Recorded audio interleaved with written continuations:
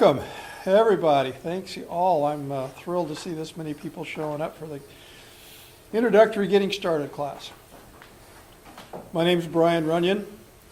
I'm the president of this organization, and this is what I like doing more than presidenting. I like teaching classes, and especially the Getting Started class. It's one of my favorite ones to teach.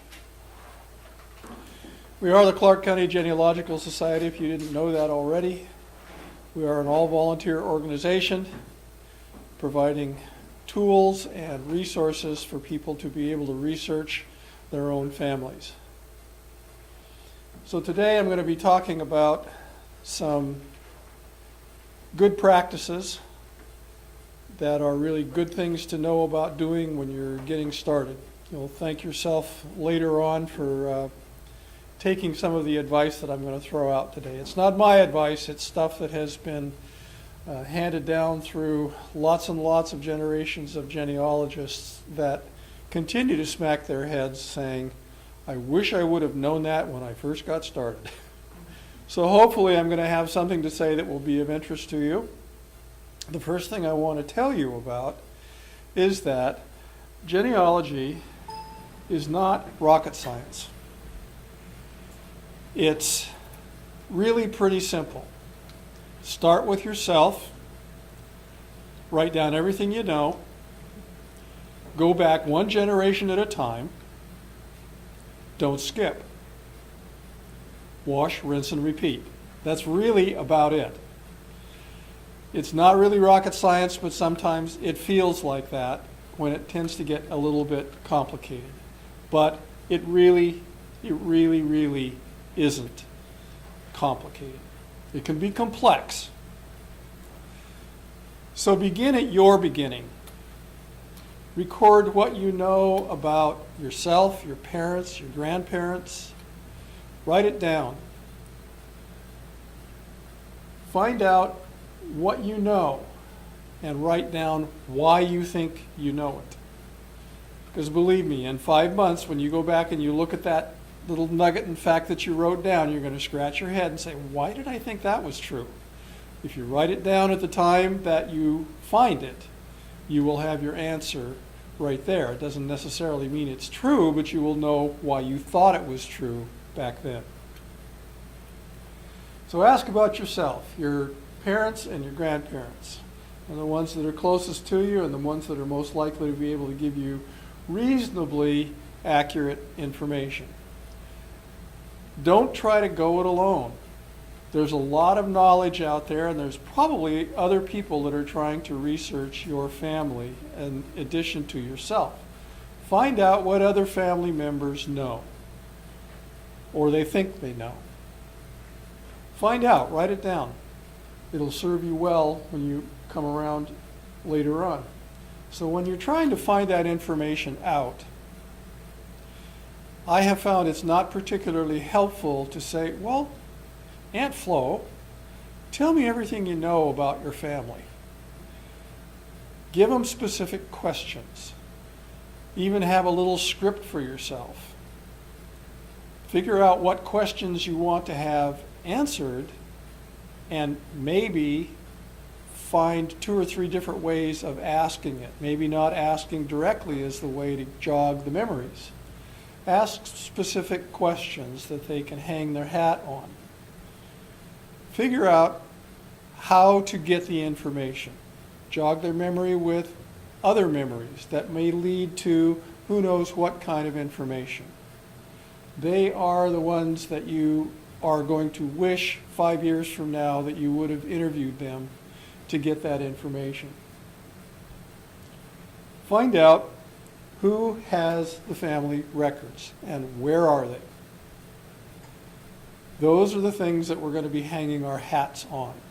Those records, those things that were written down as close to the event as they possibly could be. Where are they? Where are those birth certificates? Sometimes they're stuck in an album someplace, safe deposit box. Ask the questions. Where are they? Where are the marriage certificates? Sometimes they're hanging on the wall someplace. There's all kinds of other information that people keep that will give you information and point you in a direction. This is not really part of this particular lecture, but any document only points you in a direction to a truth. The document's not the truth. It's somebody's memory of the truth. Even if it's the doctor writing the birth certificate out 5 minutes after she helped birth that child, it's still that doctor's memory of what happened 5 minutes ago. It's probably accurate, but I have seen birth certificates that were incorrect. They're all just memory.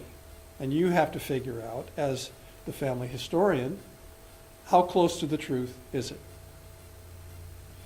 Sometimes things are written in newspapers, and when somebody makes the newspaper, there's somebody in the family that you know is going to cut it out, whether it was good, bad, or indifferent. They're going to cut that newspaper article out and stick it someplace.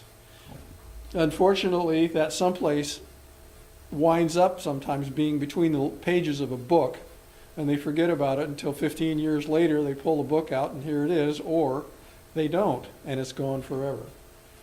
Find out if there are any newspaper clippings. Are there any albums that people have put together that contain those kinds of things? Correspondence, letters. They're a wealth of information about family history, stories, dates, relationships. Find out who has them. Find out if you can take a look at them. Find out if you can copy them. Get your camera phone out and take pictures of them, if nothing else. It's a great way to be able to preserve the things that maybe some family members don't want to let out of their possession. Oftentimes things are written down in family Bibles. Again, those important events, births, deaths, marriages, often recorded in family Bibles if that's part of the family tradition. And photographs. You always like to find photographs of your family. One of my colleagues in the next room over there just brought in a stack of photographs that a cousin just sent to her, gifted her with them. They are original photographs taken by her grandfather, who was a professional photographer. They are in the sleeves of his photography studio with the embossing on them. Pictures of her grandfather. She's just absolutely thrilled to get them. She didn't have them. A cousin had them. Do you have a cousin that has possession of the family photographs? Find out about it.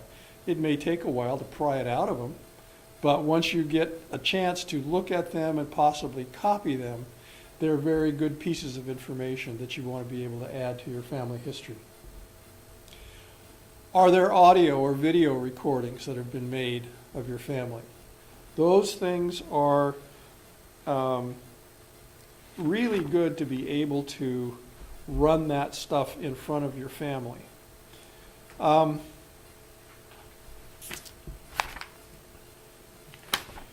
Just because you ask somebody a question and they don't know the answer, don't give up. Continue to ask the question. Sometimes you've jogged their memory and it will come bubbling up later on. But unless you continue to ask the question, they may not volunteer the information. And that's the information that you want to know. Find out who has it and then keep after them. Okay, those are the kinds of records that you're looking for. And what you're trying to do is to place your ancestors in a particular place at a particular time. Those are the three pieces of information that form the tripod of what we hang the rest of our family stories on.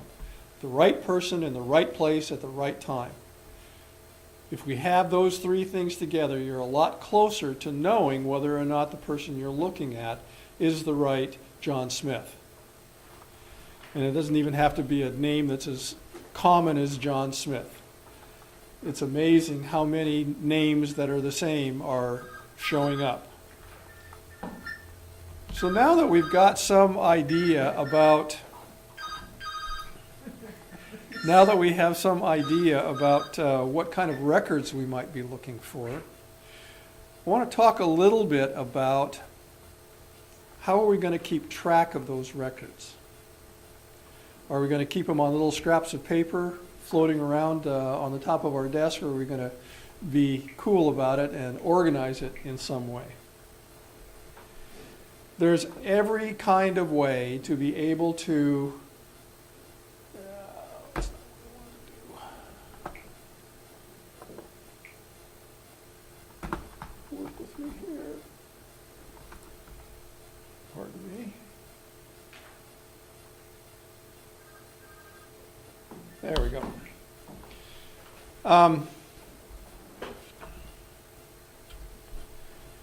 There's no right or wrong way to do record keeping. Everyone has different learning styles and different memory styles as well. Whatever works for you. Working for you means that you are going to be able to go back some time period later and find it. But I would suggest to you that it's also about somebody else being able to go back and find it as well. I'm doing my research as much for my grandkids as I am for me. And I want them to be as sure as they can be that the research that I've done is accurate so that they won't have to do it over again. Or, if they do want to verify it, they will know how to do that. They will know where I got the information, and they can go check out those same sources for themselves. There are, as I said, lots and lots of different ways of keeping track of records. You can do them chronologically, you can do them by surname, you can do them all kinds of different ways, and everybody has their own preferred method. For me, what's true, and this is the method that works for me, is that every event that takes place in a person's life takes place when they are a member of a family unit. Now, it's probably not quite as true today as it was 50 years ago. There's a lot more people that are living single lives and aren't officially living under the same roof as the rest of the family. However, for the most part, events take place while you're a part of a family unit.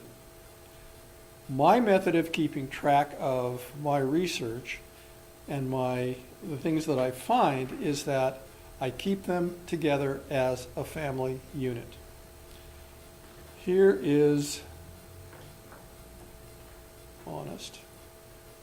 Work with me here. Here is a family unit.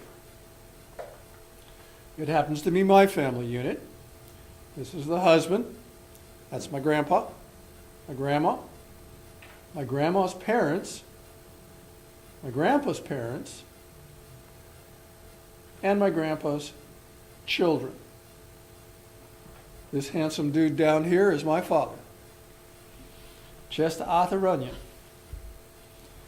This is an easy synopsis to look at that says, okay, I can identify this as a family.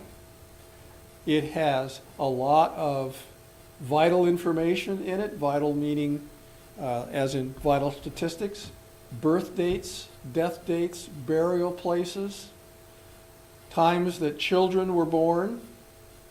And if I were to click on any of these, it would come up with the family of that particular person. There's my daddy, there's my mom, and there's me. Everything happens within a family. So consider your filing system and what's going to make it easier for you to find. One of the biggest challenges is how do you keep track of those females that continually change their names? Do you file them? Do you make a file for every individual? Well, what happens when Aunt Sally's on her third marriage? Does she get another file? How are you going to keep track of her? Are you going to keep it by her maiden name throughout all of her life? Yeah, maybe that works. I mean, a lot of people do it that way. I tend to keep things in a family record. So what that means, this is pretty obvious to look at this and see what this represents. If you were to keep this in a paper file, which I do, and I'll explain that a little bit later, what I have is a file that is everything that happened while the people were in this family unit. The very first document that I have in the paper file for this couple is their marriage certificate. I file everything that I come across in chronological order. So I've got a marriage certificate. There's probably some things in between, but the first major thing that comes up is my Aunt Irene's birth certificate, followed by the birth certificates of all of the rest of the children. And anything else that happens during that time that they're all there in the family. If things start to get a little bit too thick, I can always make subfiles. If all the parole records for my father show up and I have to keep track of those, I may start a separate file on him, but it's still going to be inside this family file. For me, doing things chronologically as a family works great. When somebody leaves this family unit, more often than not, it's to start a family of their own, at which point the family file for my father starts with the wedding certificate for him and my mother, followed by birth certificate for me and whatever other information I want to keep filed in that folder. Now I'll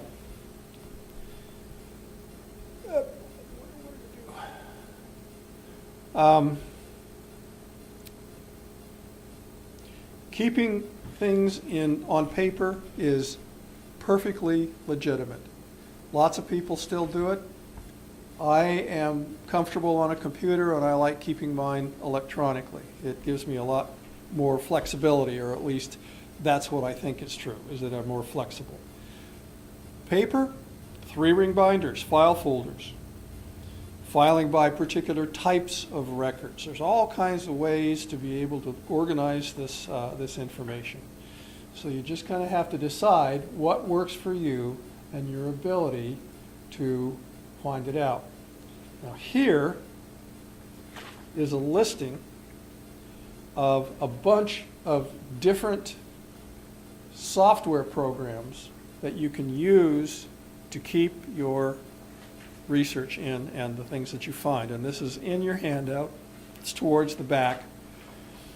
These things tend to jockey around. One year, one or the other one is the top spot, and the next year, the next one leapfrogs ahead. But these are kind of the ones that are there, and we can talk about these in some detail if you have any questions about them afterwards. But in the meantime, what I want to talk to you a little bit about is just a brief something to understand about searching for records online and syncing them with your family trees. There are all kinds of search engines out there. The two that you're probably the most familiar with are Ancestry and Family Search. Those are the two big gorillas in the room.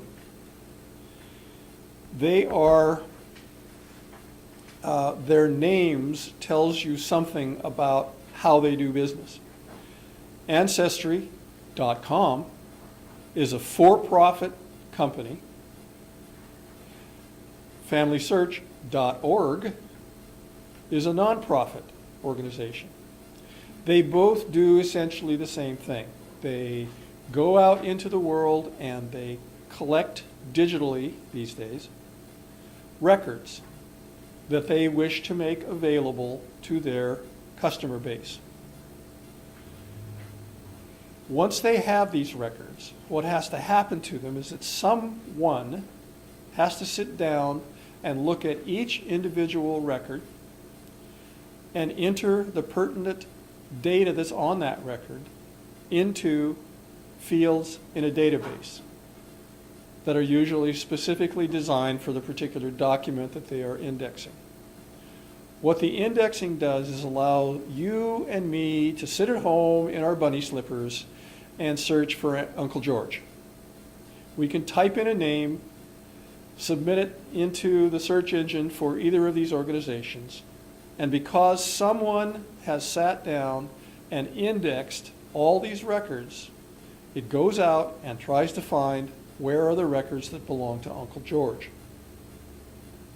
Now that seems obvious, but it leads into the other piece of information that it's good to remember. Ancestry.com charges you money in the form of a subscription to be able to look at the records that they have gathered. They have paid big bucks to go out and gather the records, and there are still literally hundreds of cameras out there capturing digital records. It's not cheap. They pay people to then look at those records and enter that information into databases called indexing. They pay those people to do that. You and I pay for that effort through our subscriptions. That's how they keep that going. FamilySearch.org, on the other hand, as a nonprofit, being the genealogical arm of the Church of Jesus Christ of Latter-day Saints, the Mormons, they have a religious interest in genealogical research. They've been gathering records for a really, really long time, storing them, indexing them, and making them available. They do it for free. They subsidize all of that from their church memberships. And then they have volunteers that do the indexing. And it isn't just members of the Mormon Church that do the indexing. Anybody that wants to can sign up to do indexing. Many of us down here do indexing as a way of paying it forward. Most of us have found profound things by searching on Family Search's records that somebody else has spent time indexing. So we're very happy to be able to spend, like for me, I spend a couple hours every Tuesday and index and be able to provide access to records that somebody out there hasn't had access to yet. So that's the quick and dirty of how records come into existence. They're not the only ones with records out there. They're the ones that have the broadest base. There are ones that have more focused documents that they gather. Genealogy Bank is almost all newspapers. Fold 3 is primarily military records. And there are many, many, many, many sites that have the same kind of data gathering and dissemination mechanisms that these two do as well. Now, something that Ancestry does and Family Search does as well is offer you the opportunity to put your research and build your family tree on their site. That's very convenient to be able to do everything all at once. Ancestry, their model is that if you build a tree on Ancestry, it's yours. Nobody can do anything with it. If you make it a public tree, people can look at it, but they can't change it. That's good, sort of. If you don't know where people got their information, it's another pointer to go and look for a piece of information. Somebody thought that this was true. And if they're nice people, they do a great job of showing you why they think something is true. But most of the ones on Ancestry, it's very sparse when it comes to sources. So proceed with caution when you look at them. The other thing is that you can have more than one tree yourself. I've got a cousin that has 4 family trees in which I'm a part of. They're all different and they're all wrong. So just be careful when you look at the information that you find from somebody else's. And I sound like I'm picking on Ancestry, and that's not really true. That holds true for any compiled genealogy that you go to look at. It's somebody's opinion of what's true, and you need to do your own research around it. It's nice if they provide sources that you can go and look at that source as well, but just be careful. In comparison with that, there are a couple of places now that are trying to build something called a one world tree.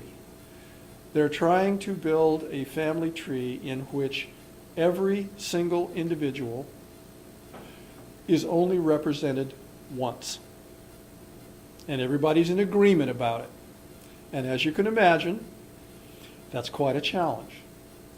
But they are working diligently, and there's lots of algorithms within the search things that make it easier.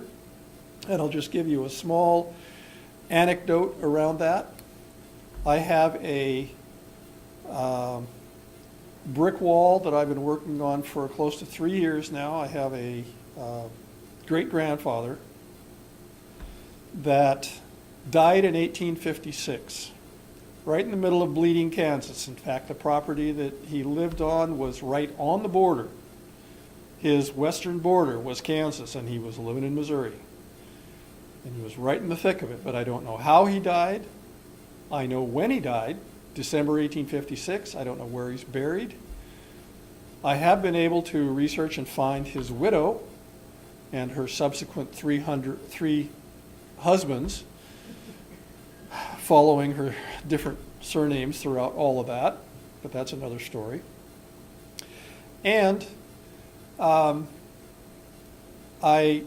decided I'm going to go take a look at this one world tree business and see if anybody else has anything that they might want to say. Well, nobody had anything on John B. Reese, another one of those John Smith names. Nobody knew anything. Well, I have been doing what's called collateral research, in that I think that the person that lived next door to them in Missouri was his brother. I think. Lewis B. Reese lived next door, was the administrator for his estate when he so unfortunately died without a will. They sold land to each other, and he's the right age to be his older brother. Have I proved it? No. Not at all. But I thought, gee, I wonder if anybody else has found anything about this guy, Lewis B. Reese. So I went and looked on the One World Tree thing that Family Search is doing, and here's a Lewis B. Reese, and it's got a set of parents there in Missouri. That's interesting. So I went and followed, this was one that fortunately had a couple of sources there. And I found Lewis with his wife, Charlotte, who from looking at other probate records, I knew that my Lewis's wife's name was Charlotte. I thought, well, that bodes well. This might be something. 3 kids. All right. It's good to know. Write that down for future reference. And then I did what's always a good thing to do in census records. I went back a couple pages and I went forward a couple of pages looking for other Reeses. Were they relatives? Were they, what were they? Are they in the same area? Because back in that era, families tended to stay in fairly close proximity with one another for at least part of the time during their lives. 6 households away, I found what looks to be Lewis's parents. Right ages, Right place, they're right there in Bates County, Missouri, where they're supposed to be. Looking down the list, John Reese, 20 years old. I don't know it yet, but I'm hanging my hat that this is my guy. So you never know what you're going to find by following what you don't know. You wind up following it, writing the stuff down, and figuring out how true it is later on as you get more. There's something in genealogy that's called the genealogical proof standard.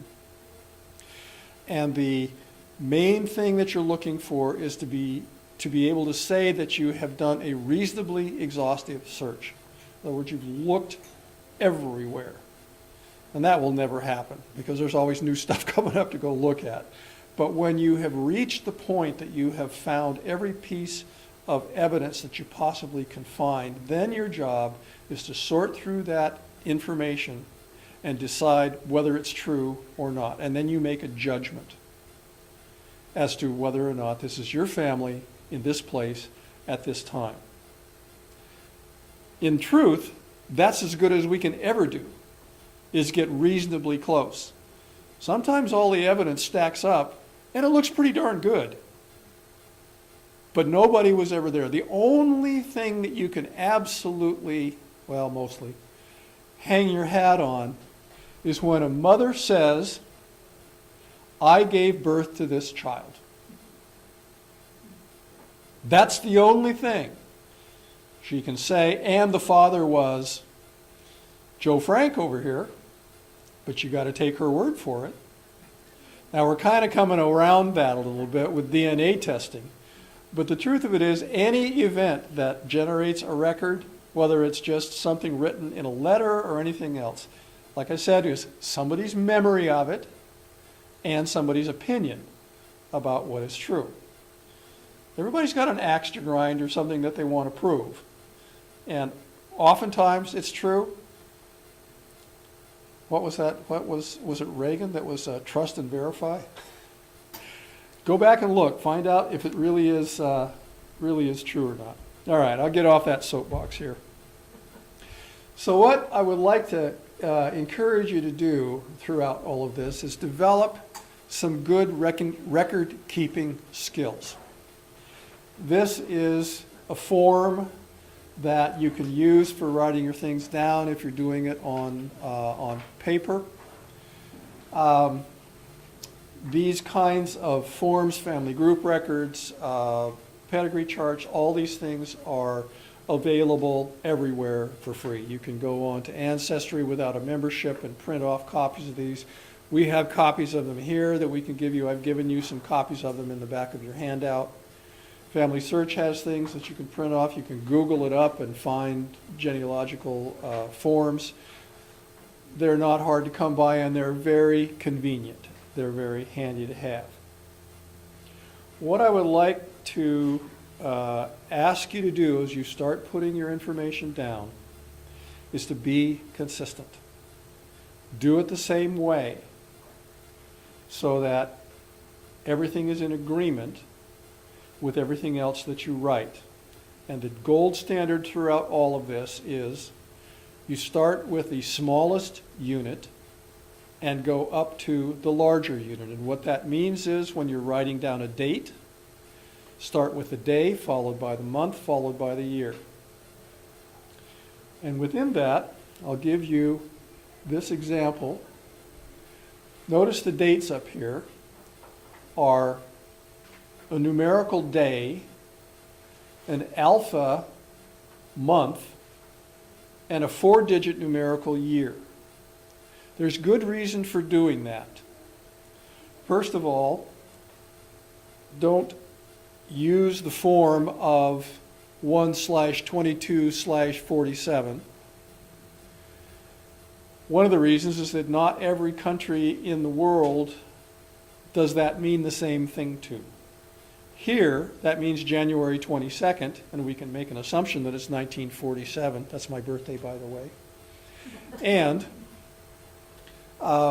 in some parts of the country, and that isn't a very good example, so I'll give you another one. If you write the date down 1/3/53, In some parts of the world, here, that means January 3rd, 1853, 1953, whatever is appropriate. In some parts of the world, that means March 1st. They write it in a different order. You can get around that by always writing your dates down using the alphabet to spell it out. January through December, all of them written down as either in a three-letter abbreviation or what I've started doing now, because I get my computer to do it for me, is to write out the entire month, the entire spelling of it. You'll see that same following here. You'll notice here in the place, it is town or city, county, state, and country. If you do it in that order every time, there won't be any question about what it is that you mean. Now, my wonderful relatives in Missouri have given me a great example of this. What got me started looking for this John B. Reese was that his son, Isaac P. Reese, my great-grandfather, ran away from home at 8 years of age and joined a wagon train to come to Oregon. He became somebody. He was a county commissioner in Polk County. He was a city commissioner in McMinnville, livestock dealer. He was somebody written up in the newspapers. People knew something about him. And many places where they wrote about him, they indicated that he was born in Bates, Missouri. Well, okay. Unfortunately, there's a Bates County, Missouri, and there's also a Bates City, Missouri. And Bates City is not in Bates County. It's about, I measured this today, how far is it? About 75 miles away in Lafayette County. So where was he born? Don't know. Bates County was the most destroyed county in the United States during the Civil War, over and above counties in the South. In 1863, General Ewing from the Union side came in, issued an order number 11, saying, okay, we can't protect anybody that's here. The fighting has gotten so bad between rebel sympathizers and loyalists to the Union. Everybody out of the county. Take your stuff with you. We're going to burn it. And they did. They burned the entire county. Nothing was left. Bates County has had 4 courthouses burned. There are not too many records left. So I don't know for sure where my great-grandfather, John B. Reese, or Isaac P. Reese was born, but I'm pretty sure it was in Bates County.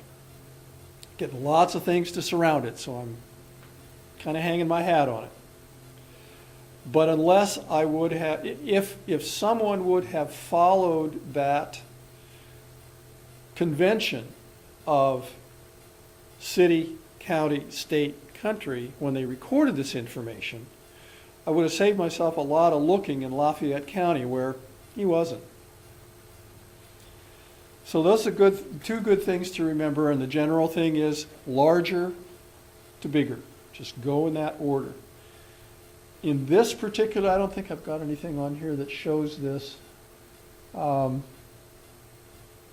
convention that's used in a lot of the computer programs is that if you don't know, put in a placeholder. If you're keeping paper records, that might be a good thing to do as well. What that means is, for example, if I didn't know that my grandfather was born in a little town by the name of Coyne, I would put in a comma. Comma, page, Iowa, comma, United States. That comma at the very beginning tells me there's something missing.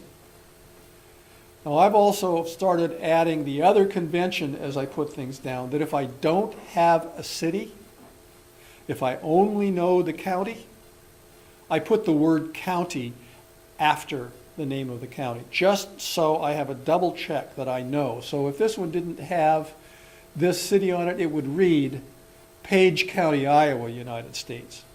It's another one of those things that 6 months from now, when I come back and take a look at this, it's going to jog my memory as to, oh, that's right, I don't know exactly where this was. I know kind of, sort of, where it was. So do things in that order and be consistent as you go through. There are lots of places and lots of ways to be able to keep records. Decide which one works for you. Be consistent and file them in a way that you can find them.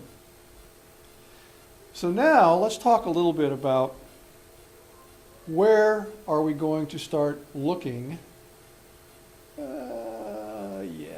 Let's do this. Where are we going to start looking for these records? Well, we've already talked a little bit about the big databases out there, Ancestry, Family Search, US GenWeb. There's all kinds of places. But what I would like to call to your attention now is the place that is my go-to. If I don't know where to look for something, where would I go to look for it? I have just come down here to the library and asked somebody that knows a lot more about this than I do and say, I can't find this. Where is it? Where am I going to look for it? Well, I'm going to show you a place that will help you answer that question. Cindy's List has been around for more than 20 years. Cindy Ingalls gathers up genealogically relevant websites and puts links to them on her webpage called Cindy's List. She's got a gazillion links.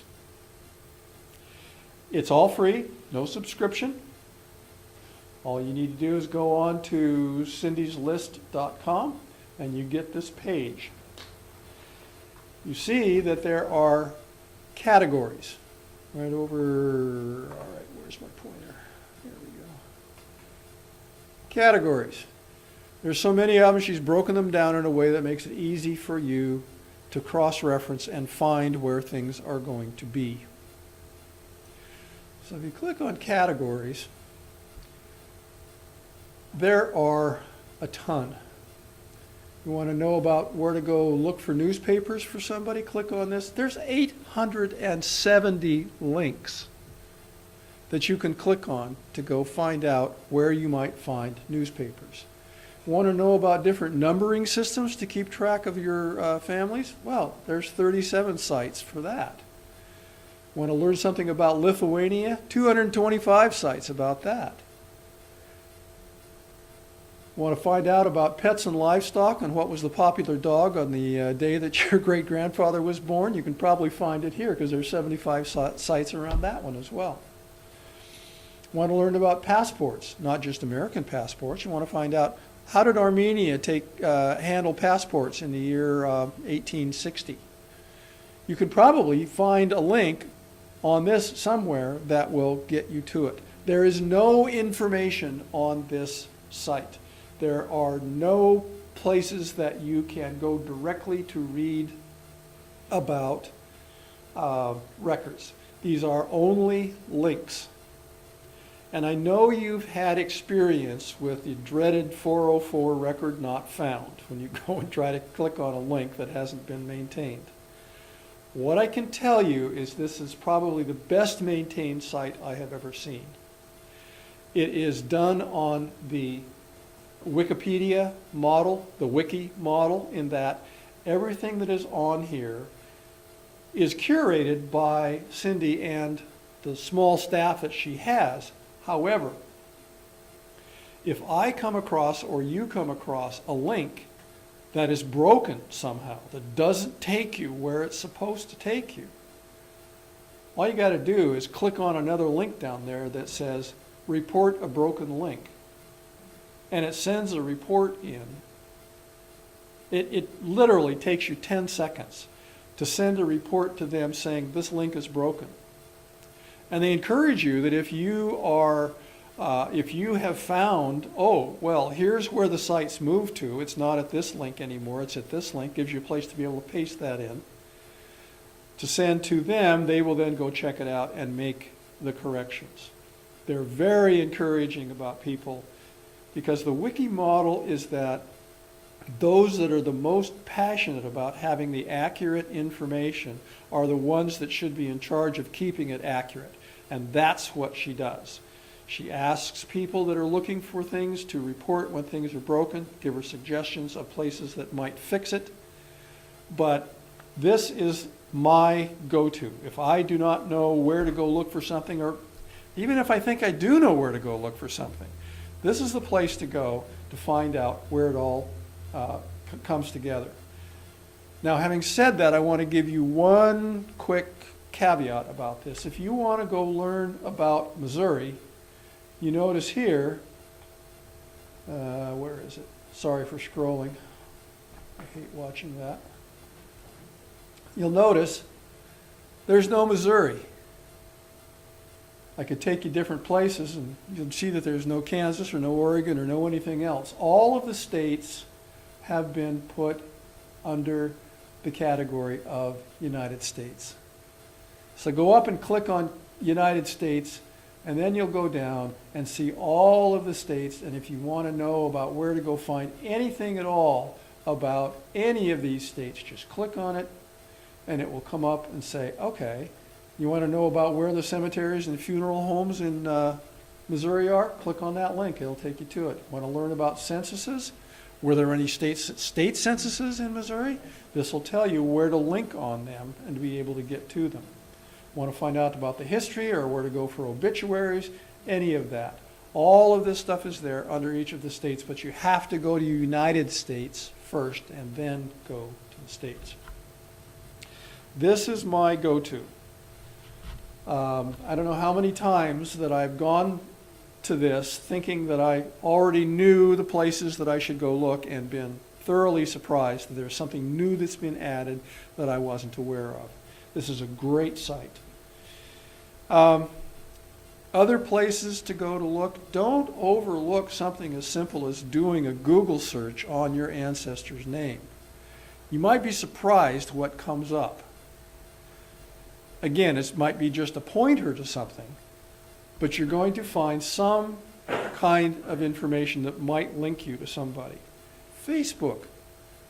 There are family groups on Facebook that you can put in surnames to link up with people that are doing research on the same family surname that you're looking for. Same with Pinterest, believe it or not. There's places on those social media sites that you can go to look at things and see what's what. Blogs are a little bit of they were where the chat rooms were when genealogy was first getting started using computers. There is a site, and I should probably bring this up. There is another site that is a really good one to go to.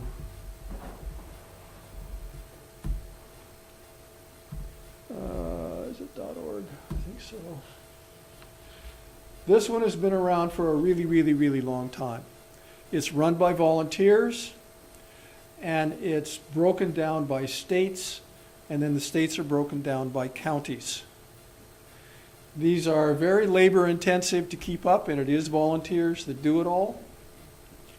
Our dear colleague down here, Alice Allen, who sends our newsletter out, composes it, is the coordinator for Clark County on US GenWeb.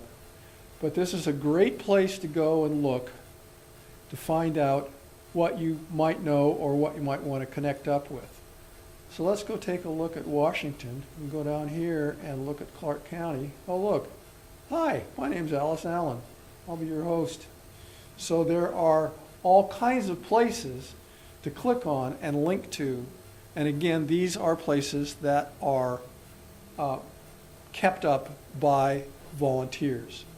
So you can go and find information on any of these things that, and here's the caveat, on any of these that are up to date. Again, it's volunteers that do this, so oftentimes things kind of fall through the cracks. It's not like I have seen it on Cindy's list. Cindy's list is kept very current and up to date. This is a little more sketchy, but it is always a good place to go look. Now, having said that, there are libraries around, all different kinds of libraries. Ours, of course. But there are university libraries, there are public libraries that have information. But the specific thing that I want to bring to your attention about our Fort Vancouver Regional Library down here, one of the things that you will use to start off with your research is census lists.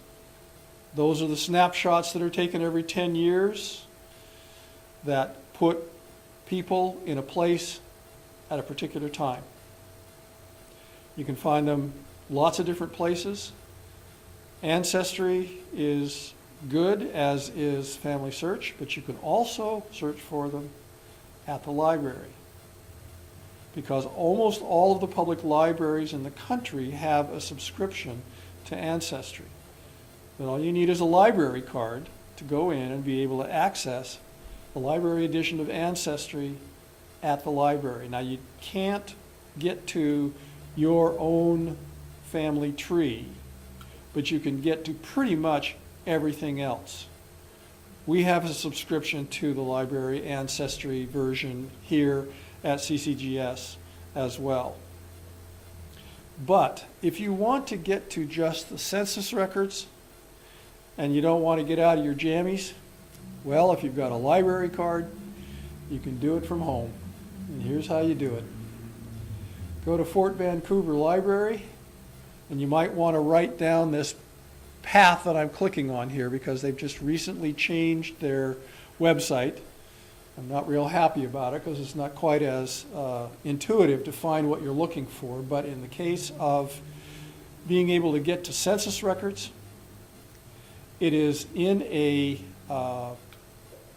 program that's called Heritage Quest, just like it sounds, Heritage Quest.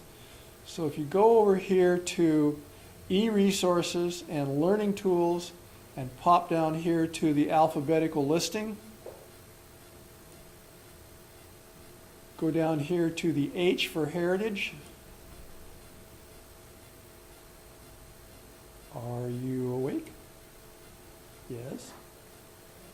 Scroll down here to Heritage Quest. Then you will need to, I don't remember if I've still got this on my, oh, I do. My library number and your PIN that you've registered for. And, drum roll, here is Heritage Quest. And you have access to all the census records. You search on it the same way that you do at Ancestry or Family Search. As it turns out, Ancestry, in its great way of gobbling things up, owns Heritage Quest now. But they have said they are going to keep it free. They're not going to make it hidden behind a paywall, and I believe them. And the one thing that them taking over Heritage Quest has done is it has made the made the search parameters fuzzy, and that's a good thing. Before they started, purchased Heritage Quest, you had to type in the exact spelling of the person that you're looking for. And we all know how many records have spelling errors in them. So you had to type in a separate search for each one of the possible spelling variations. That's not the case any longer. You can type it in and it will do a fuzzy search. Now, I'll give you a little story here about the 1940 census. You may or may not know, censuses are locked up for 56 years, and you can't get to them. Well, actually you can. You can petition to be able to look at your own family's census record, if it was, from 1980 or whatever. But if you want to just go search for something, those are not publicly available for 56 years. Well, the 1940 census, did I just lie? 72 years. Sorry, 72 years. You'll cut that out on the tape, right? 72 years. The idea being that a whole generation will have passed away by that time, and it's safe to let the general public look at information that is on the censuses. When the 1940 census became available, it still had to be indexed. So they put out a huge call for volunteer indexers. I can't remember how many million people were on the 1940 census, but a lot. They expected that it was going to take 6 to 7 months to be able to do the indexing. A lot of us down here signed up. A lot of other genealogy societies around the nation signed up to volunteer. It was done in 6 weeks. It was absolutely amazing. Everybody had been waiting for this for so long that it was like, let's do it. Let's do it. So I'm all excited. I'm finally going to be able to look at my daddy's 1940 census record. This is just before he takes off for World War II. He's still at home. I mean, I know this from the family stories, but for whatever reason, I just want to go look at that census record and see what else is going on. So let's just do this for a second. Let's go take a look at 1940. And sometimes less is better. Just because you know or think you know a piece of information, sometimes it's better just to leave it out and see what comes up. So let's just put in the last name, not look for any particular family member. Let's just look for the Runyons. But let's look for them in, let's see, 1940, they're going to be in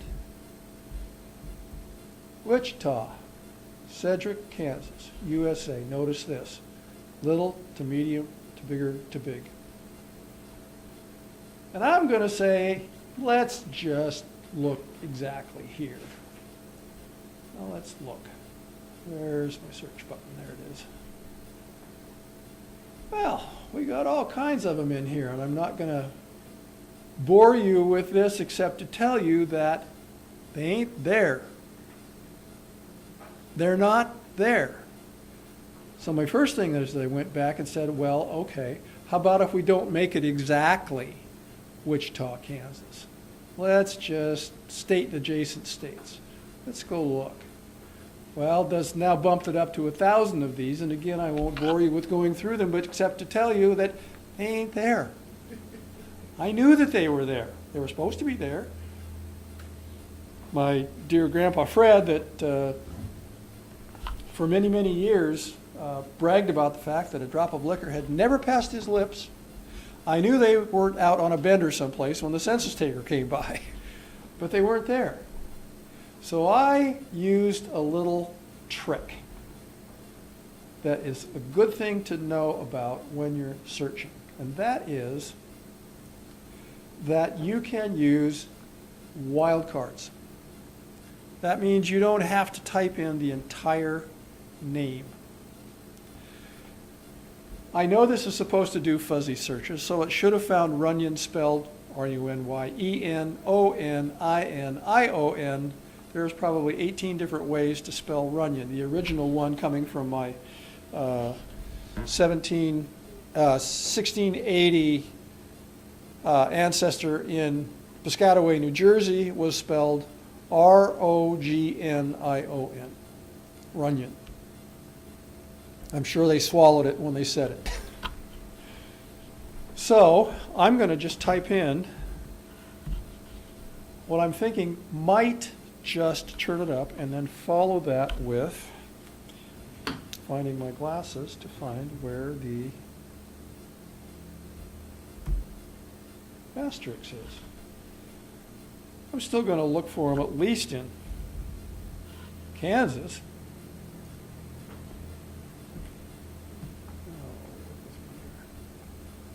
Now let's go search and see what happens. Oh, well, we got stuff. Picking up the O's. Anybody see Fred? No. Well, I'm, let's see, sure goes from 8,000, didn't help any. Well, what I will tell you happened here, and I really do want to be able to show this to you. Come on, where is it? Is that when the census taker wrote down their last name, they failed to put an N on the end of it. Fred Runya, Lina Runya, Dorsey. Ford? I don't think so. That's Fred. So the census taker was having a good day. There's my daddy. There's my auntie. Spelled it R-U-N-Y-A. Now the point that I'm trying to make here is that the last letter in a name is very important in the algorithm that is developed to go and look for that. I could have put in every different spelling of Runya that I would have possibly come up with, and it wouldn't have found it because it wasn't indexed, or it was not recorded, nor was it indexed with an N on the end of the name.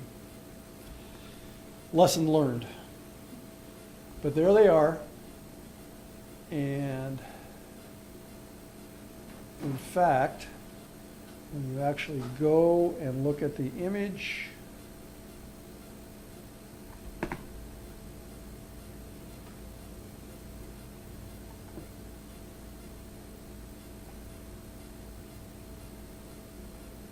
it is in fact no N.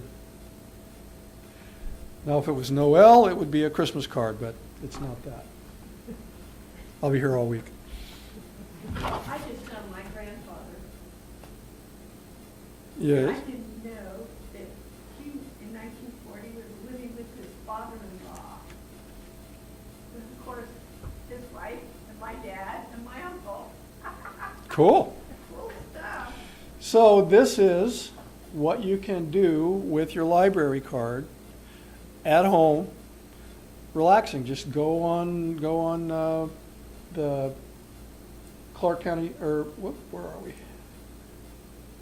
Get into Heritage Quest by following that path, and you'll be able to search the census records. But I want to show you, I'm going to back out of this a little bit. Pardon me for doing it this way. Within Heritage Quest, 3 librarians told me that you had to be in the library to use any of their services. not true. So take it with a grain of salt, yeah. Nope, I don't have any special compensation. Now, you can't get into Ancestry unless you're at the library. But you can get into Heritage Quest. And what I'm going to show you right now is that it's not just censuses that Heritage Quest has. May I ask a question?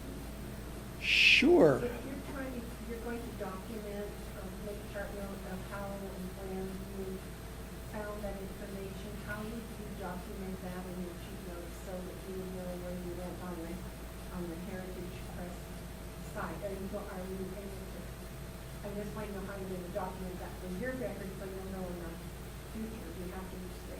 That's a whole nother class. And no, I won't put you off. I mean, I'll tell you a little bit about it in detail. Because I mean, it's internet stuff you're getting versus physical hard copy that you're looking at. Sure. Like a book or something. Right. Or know how you document that. Well, I can tell you how I document it, which is there is something that I mentioned, the genealogical proof standard earlier. There is a book that's about that thick called Evidence Explained by Elizabeth Shown Mills. And she has gone through and put together the scholarly footnote pattern that you should follow for documenting almost any kind of document that you will come across. The explanatory part of that book only takes up about that many pages. The entire rest of it is examples of how to be able to document them. Now, that sounds pretty daunting to be able to figure out how am I going to do this.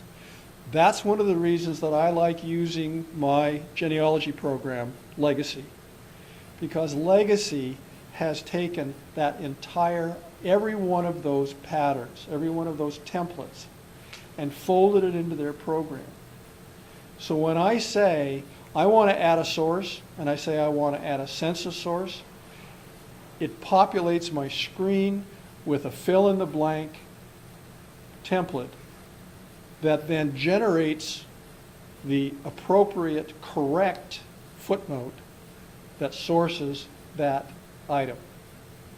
Now, having said that, what you're trying to do when you're sourcing something is to make it possible for somebody else to find that same document. So you can say that it's on Ancestry or it's on Family Search is where you found it.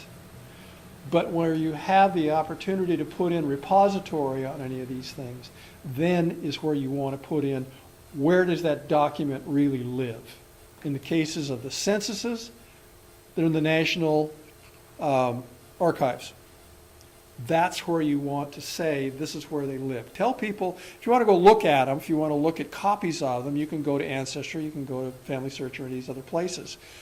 But the repository for the actual document is not online. It's in some other repository someplace. So that's the general outline of what you try to capture when you write up a source for something. Is that okay? So I just mentioned the Federal Archives, National Archives and Records, something or other. They're a great resource. We have one up in Seattle. The people up there are incredibly helpful in knowing, this is the biggest thing that I found when I go to a library.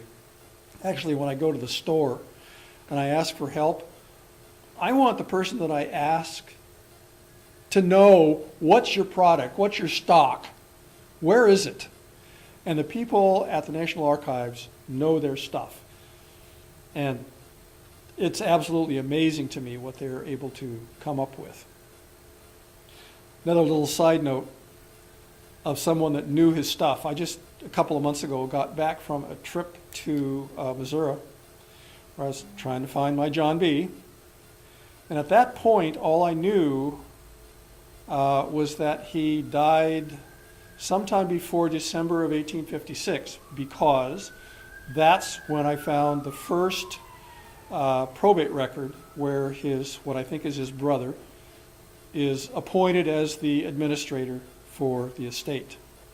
So I figured, okay, if they're doing an estate for him, he's probably dead. So he probably died sometime before December or whatever it was, 1856. But that's all I knew. I visited, while I was back there, the Bates County Museum.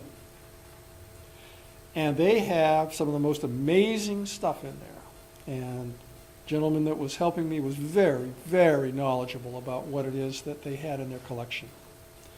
So I'm going through plat books and I'm finding stuff and I'm getting all excited. And at some point, here he comes with this tome, this great big leather-bound book. It says, I think I found something. Opens it up. It's a stray book. It was where, when someone found an animal or an animal wandered onto their property, they went to the county and registered the fact that they had a stray animal. Now, in one case, you'd think, well, wasn't much going on in that area at the time. Why don't you just, yeah, this is my chicken, or whatever it was. I guess you don't brand chickens, do you?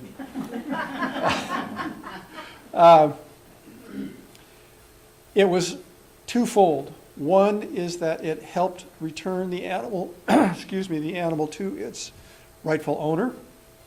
The other is that it put the county on notice that you weren't going to be taxed for it, because you were taxed on every single piece of property that you owned. And he brings out this book, whomps it open.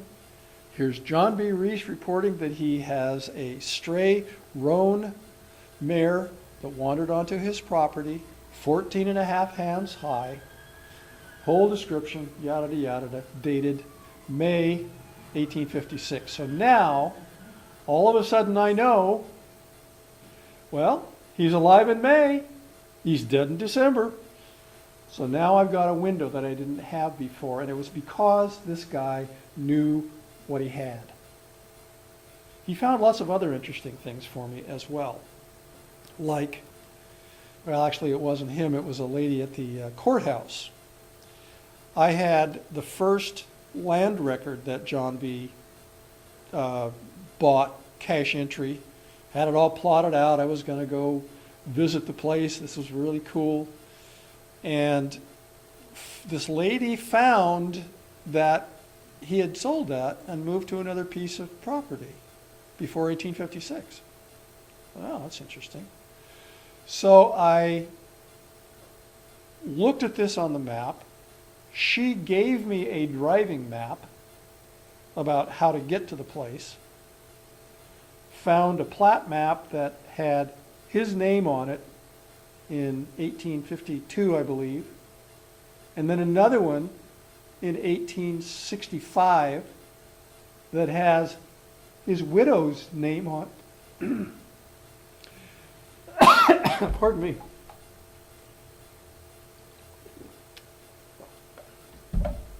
With the first of her next three surnames.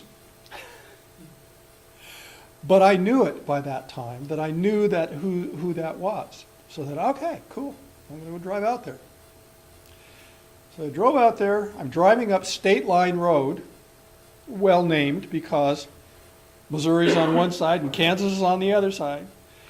And I get to the place where she had shown me on the map. This is where it was.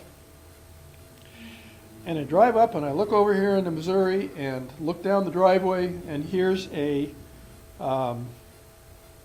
agricultural operation of some kind. It's got some farm buildings and farm machinery and stuff going on over here. And I thought, oh, that's cool. And here comes the driveway, and here it goes across the state line, and here it goes the driveway up into where the house is. That's obviously, from the looks of it anyway, these are connected. These people are farming in Missouri and they're living in Kansas. Doo-dah, doo-dah. I was pretty excited. And I'm still chasing that one down with correspondence with all of those. But again, it was because somebody knew what they had in their records. So back to the library just briefly here. You can go and look in city directories. Those are great things to be able to look in. It was the prior to phone books and phones being common, you could go and take a look at somebody's city directory, which I've gone into and found my uncle or my grandpa Fred. He's a produce dealer. You can search for military records, immigration records. You can get to all kinds of things through Heritage Quest. So it's a good resource that's available to you with your library card. There are state archives. The state of Washington has started a state digital archive, so where they're putting everything into digital form for safekeeping. Of course, genealogical and historical societies have information as well that you can go and look at. So, let's see, where Are are we? naturalization records? I'm sorry? Would naturalization records be in an immigration record? Might be. I mean, Might I be. don't know where you start. I mean, I don't understand stuff for living or something like Well, you're going to be coming down to the library for a while, aren't you? We can certainly help you do that. that. Immigration, those are great records to be able to have. One of the first places to start is in the 1880 and 1900 censuses, lists. Shouldn't say lists. There's a box on there to write in year of immigration, which is a great thing to narrow down when somebody came into the country. Then you can start looking. Not everybody came in through Ellis Island. 75% of people that came in during that time period of great migration did come in through either Ellis Island or its predecessor,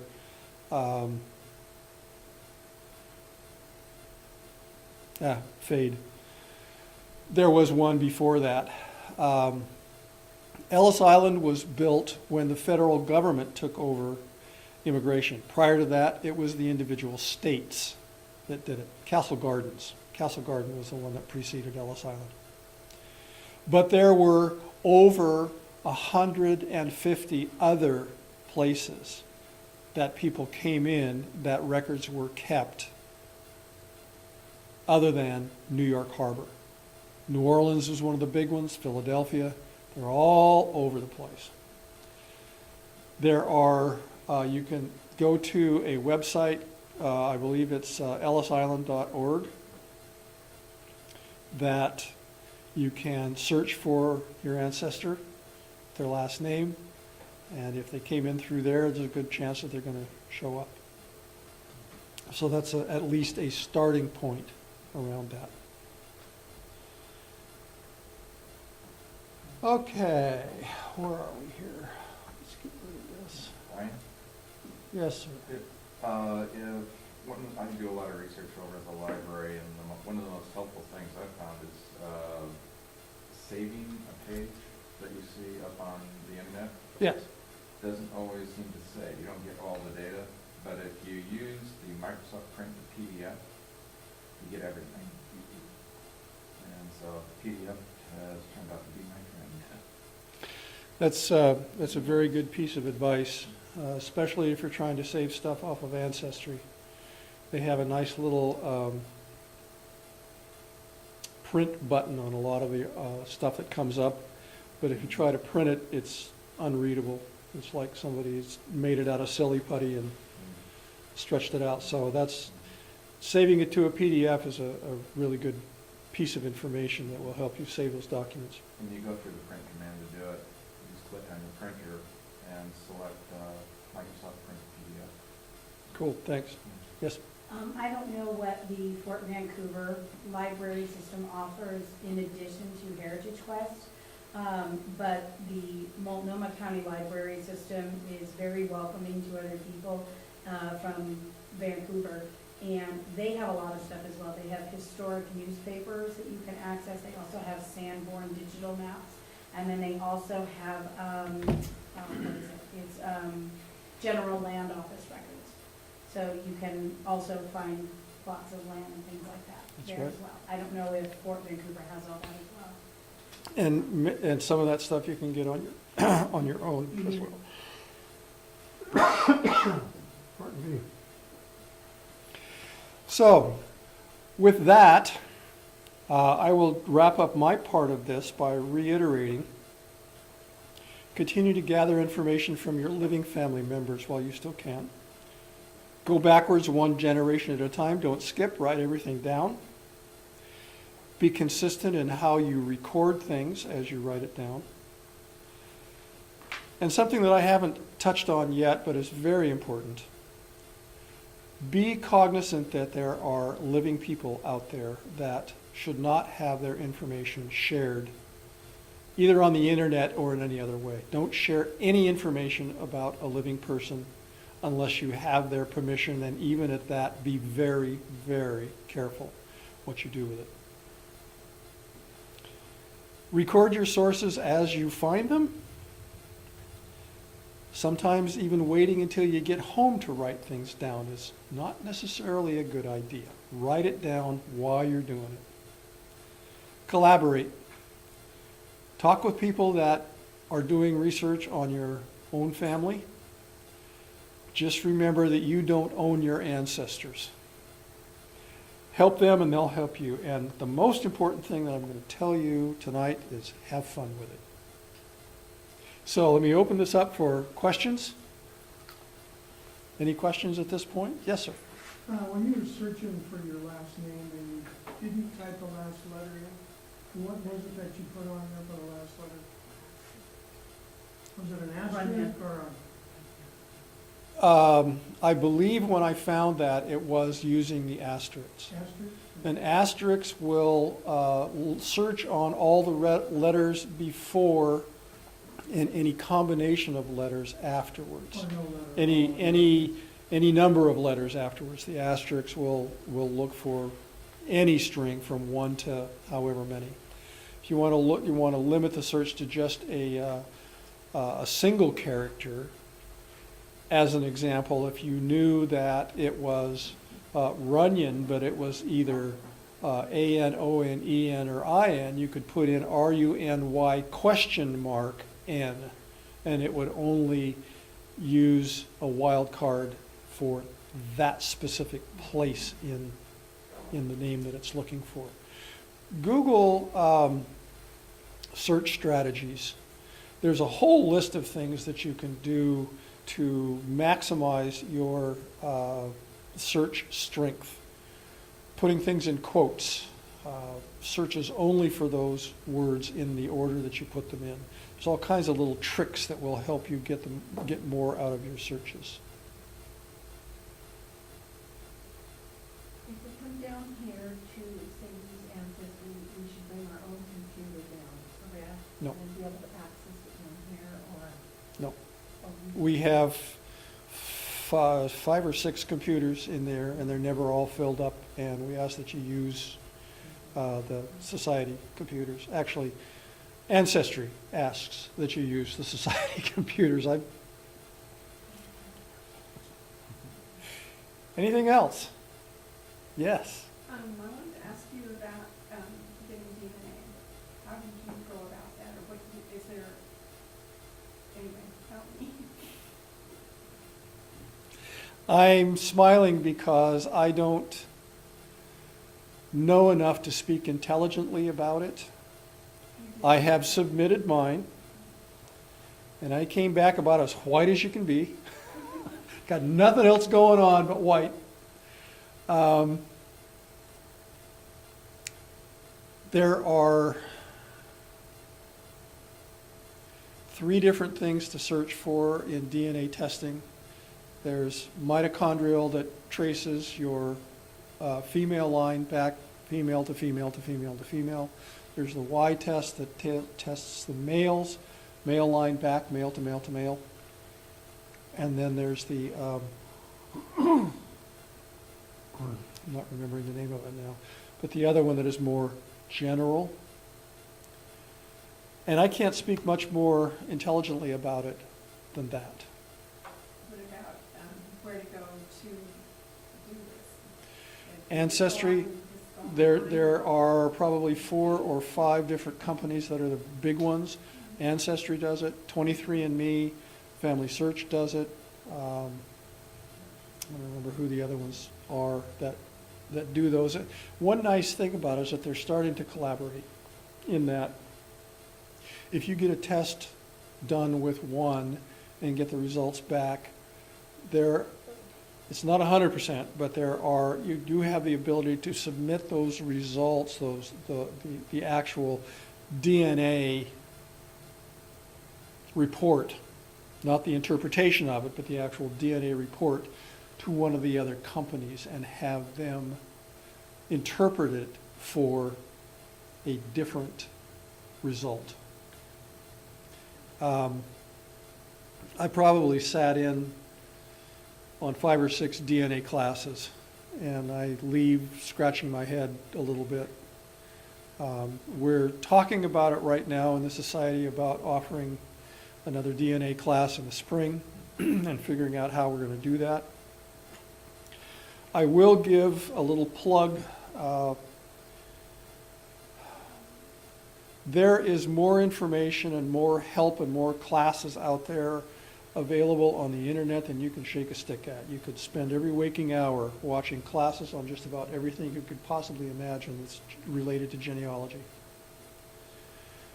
The program that I use, Legacy, sponsors webinars every week that we show down here in this room live when they're broadcast. They cover every range of information you could possibly think of, something different every week. It ranges from introductory level classes to things that are so far into the weeds that you're going to need a weed whacker to work your way out again. We open our doors. They're available free. Usually they're at 11 o'clock on Wednesdays. But check our website. The information's on the yellow trifold there.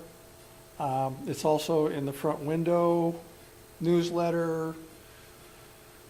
We publish it all kinds of places, including the Columbian, as to what classes are being offered and when.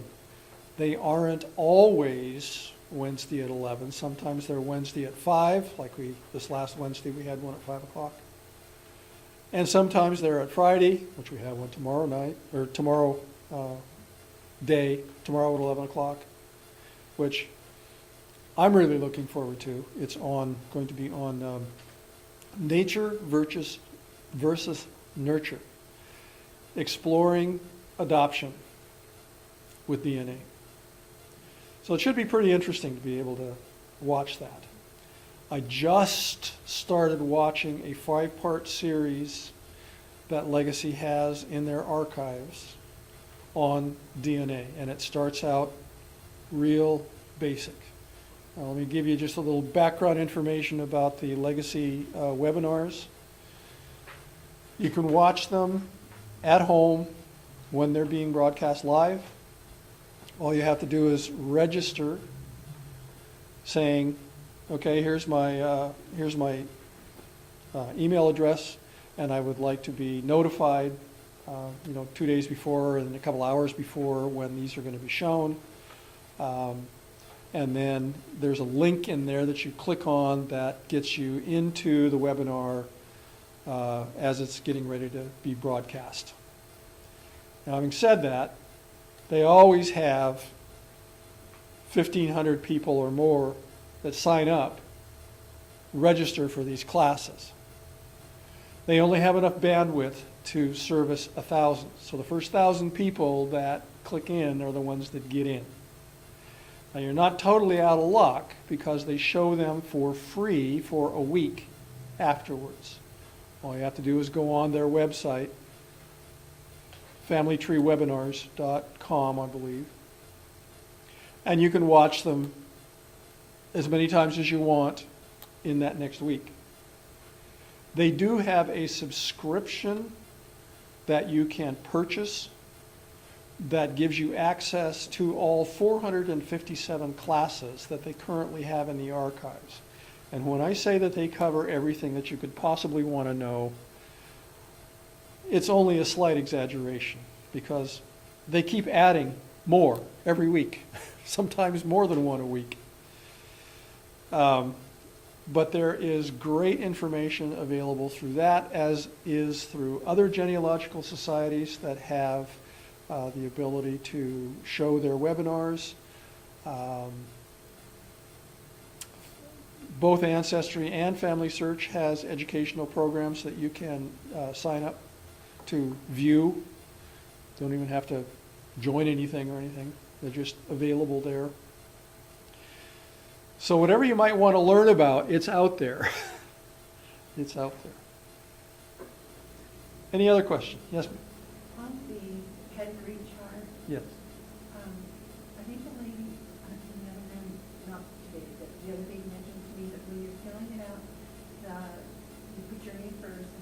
father is on the top line and the mother's side section's on the bottom section. Mhm. is that correct? Okay. Yep.